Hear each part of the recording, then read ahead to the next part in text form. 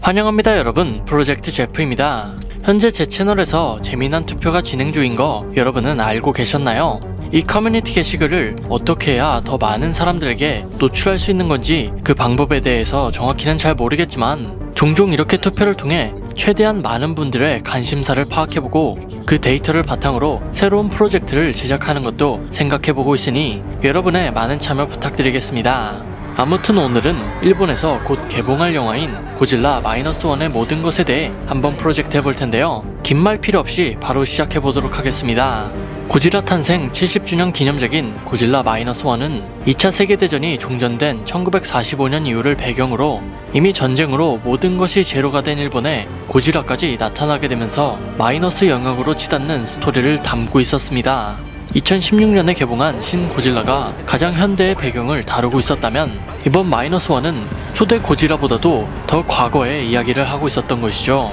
그렇기에 아무래도 이번 -1은 초대 고질라의 설정을 더 많이 계승했을 것으로 생각되는데요. 이 영화의 주인공인 오오이시 노리코는 고질라를 보자마자 이렇게 말했습니다. あれはゴジラ? 정황상 고질라가 일본을 습격한 것은 이번이 처음이고 그녀는 고질라를 본 적도 없었을 텐데 어떻게 고질라라는 이름을 알고 있었던 걸까요? 이것을 알기 위해서는 고질라의 기원을 들여다볼 필요가 있었습니다. 초대 고질라에서 고질라는 원래 쥐라기에서 백악기에 걸쳐 존재했던 해상 거대 파충류의 일종으로 해저 어딘가에서 조용히 살아가고 있었지만 인간들의 수소폭탄 실험으로 인해 서식지가 파괴되어 일본으로 상륙한 이름 없는 괴물이었는데요. 그런 그가 고질라라는 이름을 가지게 된 것은 바로 오오도섬의 전설 때문이었습니다. 예로부터 오오도섬의 어부들은 생선이 잡히지 않으면 젊은 처녀를 뗏목에 태워 먼 바다로 재물을 바치는 풍습이 있었는데 그 이유는 황당하게도 고질라라는 전설 속의 괴수 때문이었죠. 섬 주민들은 고질라가 바다에서 생선을 잡아먹고 사는데 바다의 먹이가 다 떨어지면 육지로 올라와 인간을 잡아먹는다고 믿었습니다. 물론 이 전설이 초대 고질라의 주제와는 큰 상관이 있는 건 아니었지만 이번 작품에서도 이와 비슷한 전설로 인해 고질라의 존재를 이미 아는 사람들이 있었을 것으로 추정됩니다. 그렇다면 마이고지는 왜 인류를 공격하는 걸까요? 이 영화의 주제는 초대 고질라와 마찬가지로 원자폭탄뿐만 아니라 인류가 개발한 기술에 대한 위험성을 경고하고 있었습니다. 고질라는 인류에 대한 신의 심판이자 자연의 분노를 상징하고 있었기에 단순히 강력한 것을 넘어 많은 일본인들의 정신 속에 내재된 히로시마와 나가사키에 투하된 원폭에 대한 두려움이 증폭하는 매개체로서 작용하고 있었죠.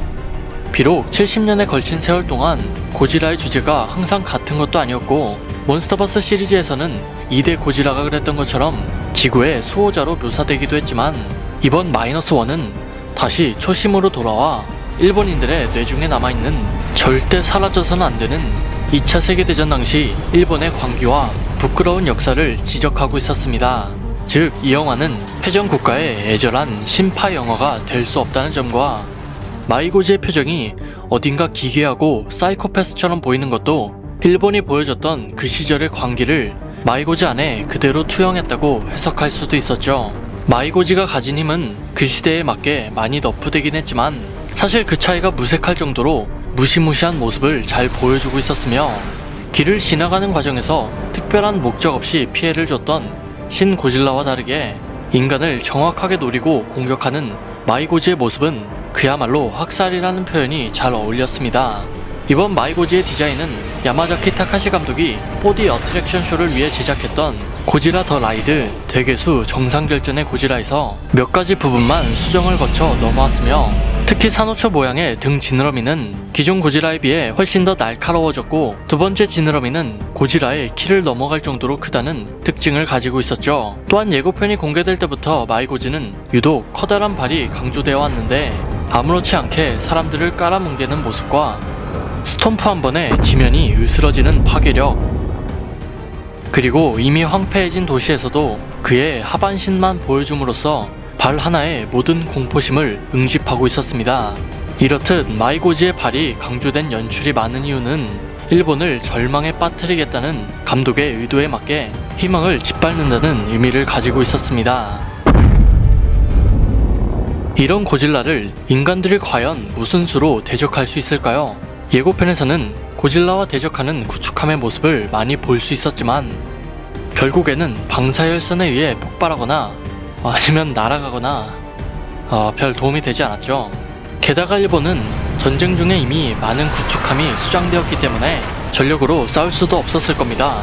여기서 한 가지 눈여겨볼 점은 미군의 등장입니다. 사실 지금까지 고질라 작품에는 유엔군이 빈번하게 등장했는데 전쟁이 끝난 지 얼마 안 된 상태인 지금 적국이었던 일본을 직접적으로 도와주는 건 어찌 보면 말이 안 되는 얘기였죠. 하지만 이 서류를 보면 간접적으로나마 도움을 주는 것으로도 보이는데요. 미해군 인쇄지원실의 약자인 MPPSO와 이 마이크로필름이 미국 정부의 재산이라고 기재된 이 장면을 바로 다음 장면과 연결지어 생각해보면 어떤 정보를 건네받았다고 생각하는 게 합당했습니다. 거대 생물의 위험에 관한 프레젠테이션을 진행하는 이 인물은 노다 켄지라는 인물로 아직 어떤 역할인지 정확히 밝혀지지 않았지만 초대작에서 등장한 세리자와 다이스케 박사처럼 연구가 포지션으로 고지라를 물리치는데 꼭 필요한 인물로 보여집니다. 이들의 작전을 대략적으로 유추해보자면 먼저 켄지와 팀원들이 타고 있는 큰 함선으로 고지라를 유인하는 것이 목적인 것 같았습니다. 그게 아니고서야 저렇게 작은 어선을 타고 허접한 기관총으로 고지라와 해상전을 펼친다는 건 말이 안 되기 때문이었죠. 그리고 이 큰 함선으로 고지라를 유인하는 것에 성공하면 이들은 함교에 달린 이 팽창식 부상장치를 발동할 것으로 예상되는데 이 팽창식 부상장치가 무엇인지는 유출된 다큐멘터리에서 힌트를 얻을 수 있었습니다. 사실 이것이 팽창식 부상장치라고 확신할 수는 없지만 그 장치가 설사 맞더라도 이 비치발리볼로 대체 뭘 어쩌겠다는 건지는 아직 잘 모르겠네요. 게다가 새로 공개된 예고편으로 인해 고지라가 초재생 능력을 가지고 있다는 가설도 나오고 있는데 고지라가 울부짖는 이 장면과 이 마지막 장면을 이어붙이면 정말로 고지라가 상처를 회복하는 것처럼 보이기도 했습니다. 설마 이 영화의 엔딩이 일본 멸망은 아니겠죠? 이것과는 별개로 버섯구름처럼 보이는 이 장면을 두고 인간들이 핵을 사용했을 것이라는 의견도 나오고 있는데 정말로 그들이 핵을 사용했다면 저 멀리 투하할 게 아니라 고지라 앞으로 바로 배달했을 것이고 설사 저 멀리 투하했더라도 고지라 앞에 있는 이 전봇대들은 진작에 녹아 없어져야 말이 됐을 겁니다. 이제 현지 상황에 대해 말해보겠습니다. 현재 일본에서는 마이너스1과 관련된 많은 콜라보가 진행되고 있는데요. 고질라 시리즈와 마찬가지로 올해로 70주년을 맞은 보트레이스 하마나코는 24년 1월 25일에 개막하는 경주에서 마이너스1과 콜라보를 결정했죠. 그 이유는 고질라와 인간이 대치하는 해상 장면의 대부분이 텔류가와 앞바다의 엔슈탄이나 하마나코 인근 지역에서 촬영됐기 때문입니다.